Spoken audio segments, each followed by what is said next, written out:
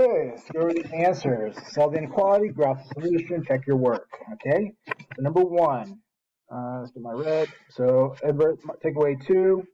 Minus 2. So the inverse operation of minus 2 is plus 2. Go to both sides of the inequality, and I'm left with x is less than 5. Okay, so I'm going to graph it. I'm going to find 5. I'm going to use an open circle because 5 is not included, and then x is going to be less than 5. So x is less than 5. Okay, I can check my work by plugging in 2 numbers into the original equation on both sides of the 5. So I'm going to do 4, even though it's not on the number line, I'm going to do 6. So x equals 4. And I'm going to plug that into my equality. 4 minus 2 is less than 3. And that would be true. Because 4 minus 2 is 2. 2 is less than 3. So that's true. Alright, so I'm going to do the other side of the 5, which is 6, just to double check. X equals 6. 6 minus 2 is not less than 3, because that's 4 is not less than 3. Okay, number 2. Add 6 to both sides. Use inverse operation of plus 6. Alright, these cross each other out, and I'm left with x is greater than or equal to 10. Okay, so here I'm going to use a closed circle this time because 10 can be the value of x. And x is going to be greater than or equal to 10. So I'm going to show you to the right. Okay, I'm going to check my work. I'm going to pick, I can do 12, I can do 9, 11. I'm just going to do 9 and 11. I'll do 8 and 12. So x equals 8. And see, let's plug that in place of x and see if my inequality is true.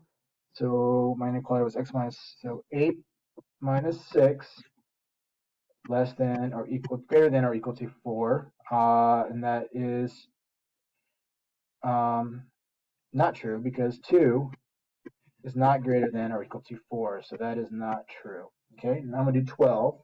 So x equals 12.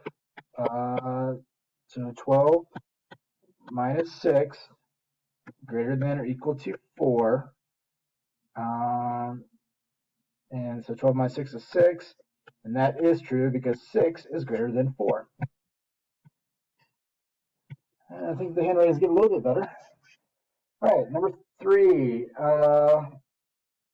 Let's see. This one's going to be tough. It may be out of space. I don't think I gave myself enough space. So I'm going to add 1 to both sides. Let's see if I can do this. And I'm left with 11. So I'm at the very bottom of my screen, and then I keep hovering over the little icons. So I'm going to do it up here. I'm going to do it over the side. I can do my, so 10 minus 1. All right, add 1 to both sides. And I'm left with 11 is greater than or equal to x. All right, so I'm going to shade in, find 11.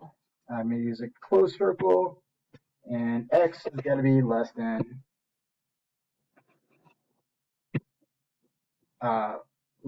11 or equal to 11. And I'm out of space. I'm not going to check my answer, but I could do so by using the values of 10 and 12 and see if which one is true. That 10, if I plug in 10 in place of x, that would be true. All right, so go ahead, stop the video. Let's go ahead and do the same thing, but let's do it with the inverse operation of subtraction.